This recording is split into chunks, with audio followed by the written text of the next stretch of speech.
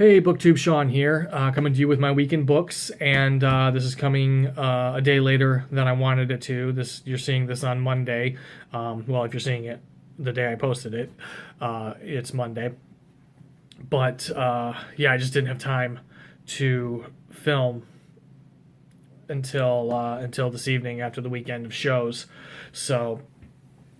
But anyway, first of all, I want to give a big thank you to Becky at Beck's Books, who gave me a wonderful shout out the other day. Thank you so much, Becky, and to the new subscribers who have come to me through Becky, welcome. I am happy to have you, and even if you didn't come to me through Becky's shout out, I'm absolutely happy to have you here. Her shout out and the subscribers that have come to me since then have put me securely over the 400 subscriber mark. So thank you to all my subscribers, those of you who have been with me since day one, and those of you who are maybe checking me out for the first time and hitting the subscribe button now. Thank you so much. I really appreciate each and every one of you. Yeah, it blows my mind that over 400 people like to hear me rattle on about books. So thank you to everybody, and especially Becky for that shout out. Anyway, let's get into it. The books I have finished this week. I finished 3 books this week. The first one I finally finished the buddy read I was doing with Juliet, A Girl in a Book, Before They're Hanged by Joe Abercrombie. I ended up finishing this one on audio, and the audio narrator is fantastic. So if you're thinking about picking up the First Law trilogy, I recommend definitely doing the audio. I mean, the print books are fantastic too, but the audio narrator is just fantastic for this series. I can't say too much about what it's about because it's the second book in the series. Excuse me, and it really picks up where the first book left off, and anything I say is going to spoil the first book. So, but I did really enjoy it, and I might have even enjoyed it more than the first book. I'm unsure about that, but I loved the first book, and this one might have been better. Anyway, the second book I finished was a horror novel called Ararat by Christopher Golden, and it is nominated this year for the Novel of the Year for the Bram Stoker Awards, which get announced next weekend, I believe. I think Stoker Fest is the 1st through the 4th, and I think they announced the winners this week, like the 3rd, either the 3rd or the 4th. I'm not positive on that, but I know they announced at Stoker Fest and I know that is coming up next weekend. So, anyway, Ararat is about an earthquake happens at Mount Ararat, and it opens up this previously unknown cavern, and a team goes out there to explore the newly opened up cavern and try and claim archaeological dig rights on it to be the first there, because it is rumored that Noah's Ark landed on Mount Ararat. And that's the final resting place of Noah's Ark. So they go up there to see if what is up there is indeed the Ark. And what they find is not just possibly Noah's Ark, but also an ancient evil that was traveling on the Ark. Dun, dun, dun. So, yeah, I enjoyed this book. I listened to this one on audio, and the narrator was good. Not as good as the narrator for the First Law series, but he was good. And I think it was the narrator who kept me going in this book in the slow beginning of it, because things didn't really start going down until about the last third of the book. There was definitely some creepy things, but demonic things didn't really start happening until like the last third or quarter of the book. Once that happened, the pace picked up, and it got a little creepier, and I ended up really enjoying it towards the end of the book. So that's Ararat by Christopher Golden. The third book I finished this week was Bird Box by Josh Malerman. I've been working on this one slowly for a couple of weeks when I didn't have a ton of time to read. The chapters of Bird Box are pretty short, so I could spend 10-15 minutes reading and read 2 or 3 chapters of Bird Box. So that was kind of my I don't have a ton of time to read book. So I've been working on it longer than it would normally take me to read this book, because it's actually a pretty quick read. And I really enjoyed this book. If you don't know what Bird Box is about, it's been going around Booktube for at least as long as I've been involved or watching. But it is about beings that if humans see them, they go insane and end up killing themselves. So nobody can look outside. So houses are boarded up and have blankets covering their windows. People don't go outside without their eyes closed or blindfolds on, because if they see these creatures, they will end up killing anyone around them and ultimately killing themselves. And it starts with a woman who is taking her 2 kids down a river, blindfolded, to where she has heard that there is safety. So, and then the book goes back and forth in time from her taking the kids down the river to her history and how she got to that point of going down the river. So, and this is going to be a movie on Netflix. Sandra Bullock bought the rights to it, and they're filming it right now. Actually, I've seen Josh Malerman on Twitter post production photos. So I'm going to be interested to see how they do this movie, because I really hope they don't change the structure and put it in a linear structure. Because I really think this story is served well by the memories, because it's when she gets to certain thought processes as going down the river that you see the events in her past that kind of trigger that thought process. So I really hope that they don't do it as a linear story. I really hope that it cuts back and forth in time like it should. But anyway, that's Bird Box by Josh Malerman. He is a local area horror writer. He's been nominated he's nationally known, but to me, he is a local horror author because he lives about a half an hour from where I live. So I got trying to support the hometown horror author. So that's it. That's the books I finished this week. What I've been reading this week, and this is where the horror trend will continue. I've just been in a big horror mood lately, and I don't see it going anywhere soon. I'm going to be reading other things this month because middle grade March. I put up my middle grade March TBR, or MBR, I should say, a few days ago. So I'm going to be reading some middle grade books, which is going to be nice to maybe break up some of the darker horror that I've been in the mood for. But yeah, I've just been in a big horror mood, so you're going to see a lot of horror on the channel for the coming weeks, at least. One of the books I've been reading is Paperbacks from Hell by Grady Hendrix, which is a history of 70s, 80s horror paperbacks. And the more I read this, the more I just want to find these old paperbacks and read them. And it's keeping me in that horror mood, because I want to read all the books. So that's one book I've been reading. I've also slowly been reading Christy DeMeester's Everything That's Underneath. This is her short story collection, and I've been reading this with Vicky at chapter 32. She is far ahead of me and probably finished with the book by now, because I haven't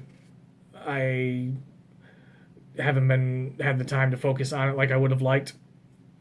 Let me amend that. I've had the time, but I've gotten distracted by other books. Let's be honest, I got distracted. Because I wanted to finish Bird Box, and because I was going to use this as in between things when I have very little time to read. But I had already started Bird Box when I picked this up. And I kind of really wanted to finish I read some of this, and then I got to a point where I really wanted to finish Bird Box because I was getting really, really into the story. So I'm getting back to this probably tomorrow night, or tonight by the time you guys are seeing this.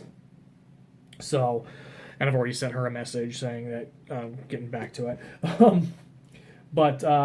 Yeah, so far I've enjoyed most of the stories I read. There's one maybe that I thought there's like a couple.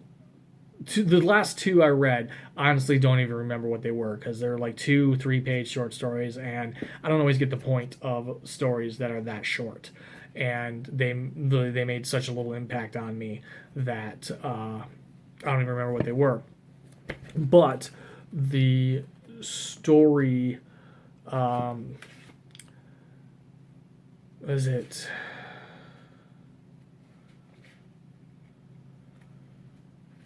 that one?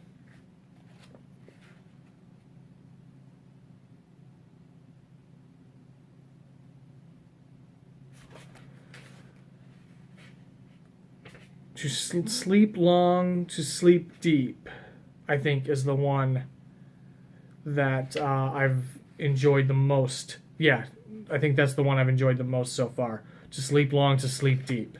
The Fleshtival was okay too. There was some good character development in the Fleshtival, but yeah, To Sleep Long, to Sleep Deep so far is my favorite story I've read in there. Sorry for that blank space. I was just trying to remember, and I know that blank space will stay in the video because I don't edit other than to put photos up.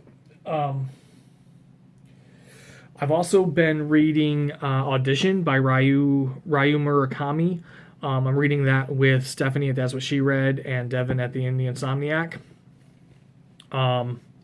That is a Japanese horror novel. I don't have it open nearby right now to tell you who the translator is. I'll try and make sure I put the translator in next week's Weekend Books when I talk about finishing it, because I'm going to finish it really soon. I'm 3/4 of the way through it now, but it is about a man who is looking for whose first wife passed away, and it's been years, and he's decided he's ready to get married again, so he holds auditions to audition people to be his second wife. It's a little bit more complex than that, but that's the basis, and then things take a dark turn. So that's 2-second summary of Audition by Ryu Murakami, and I am enjoying it so far. The other book I'm also reading with Stephanie at That's What She Read, and it is Kill Creek by Scott Thomas, I think. You would think I'd be better prepared to film, but no, I just sat down and started. Yes, by Scott Thomas. This is nominated for the Best Debut Novel at the Bram Stoker Awards. So, and I might end up reading, definitely not before they're announced next week, but I might end up reading all of the books nominated for Best Debut, because most of them sound good and I want to read them.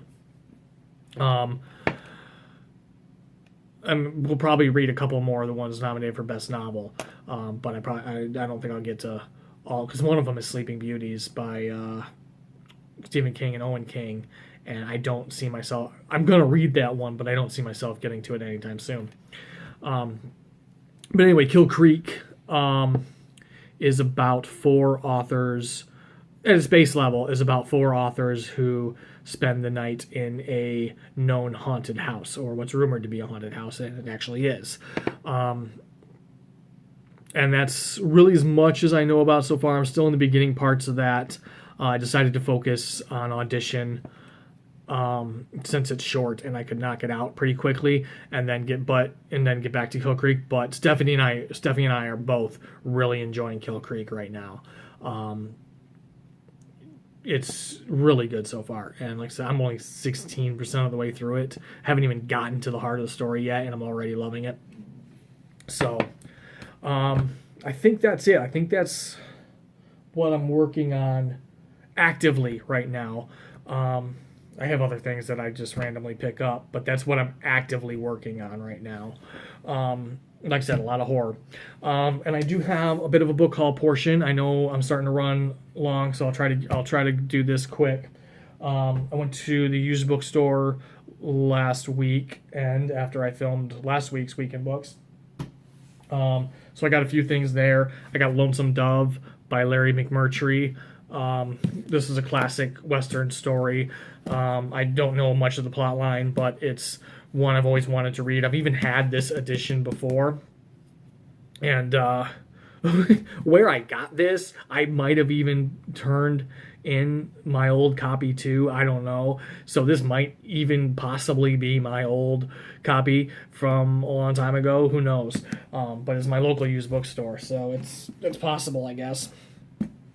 I also picked up the Word Cloud Classics edition of Les Miserables. I'm a theater person. I just call it Les Mis. You'll find anybody in theater usually just calls it Les Mis.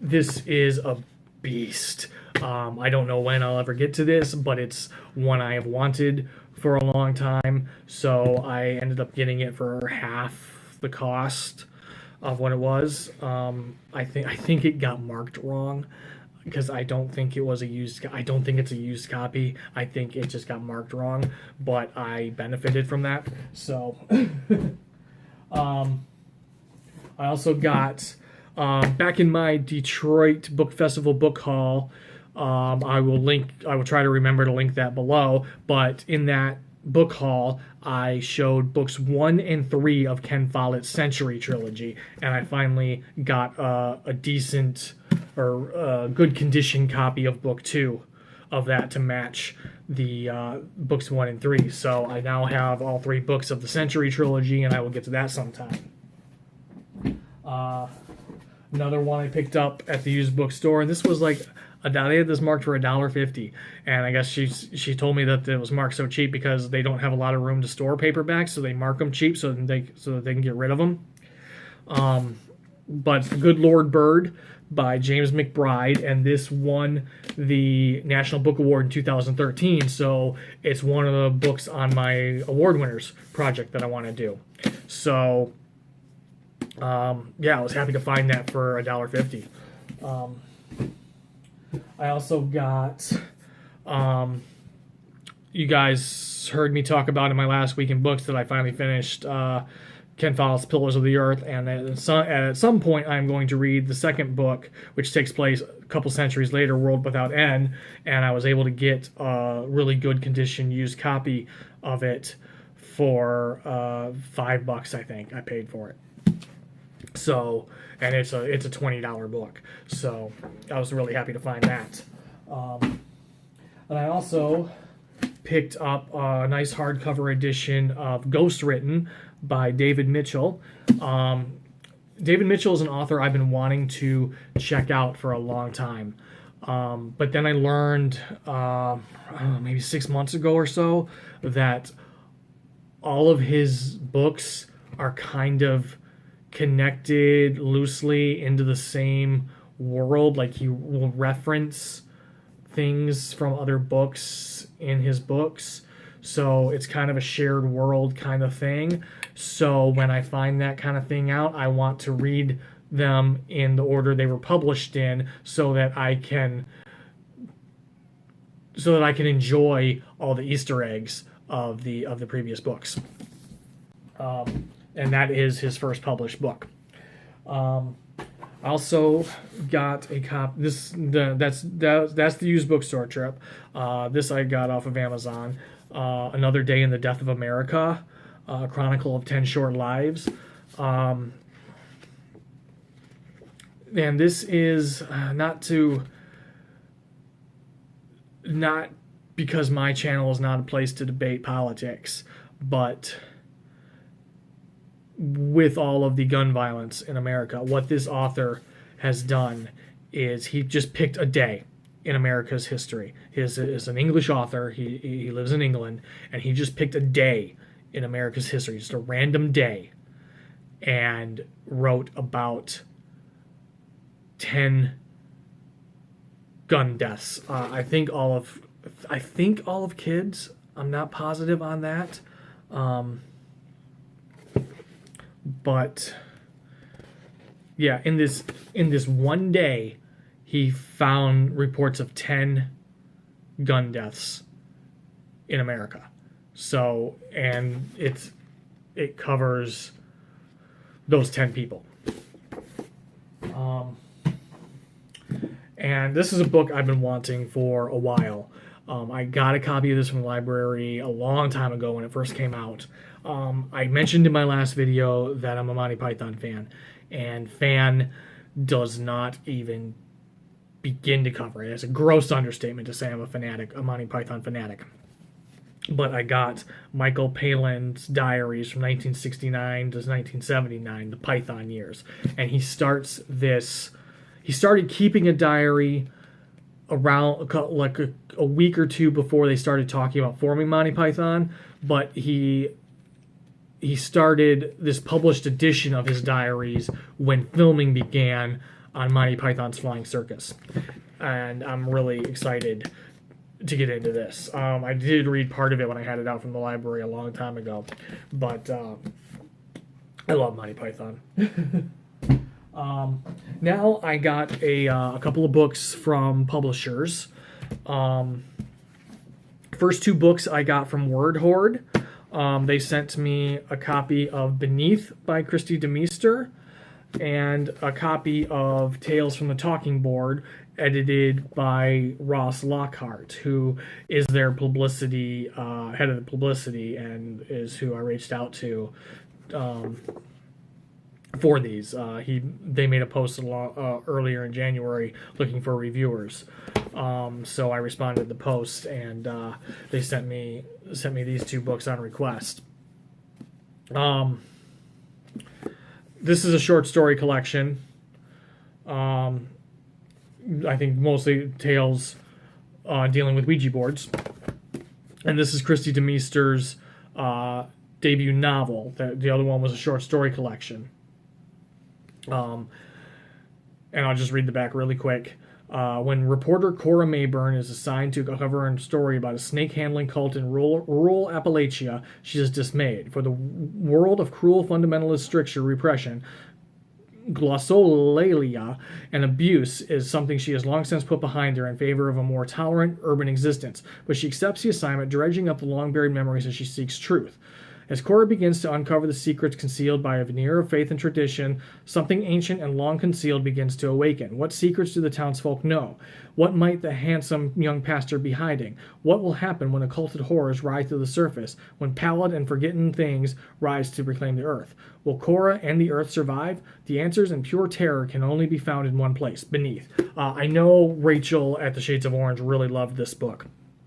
It was actually one of her top books of the year. So I'm excited to get into this, and I will be doing a review of this book and this book. I might read them both and just do a double book review, but I will be reviewing these because that's the reason they sent them to me.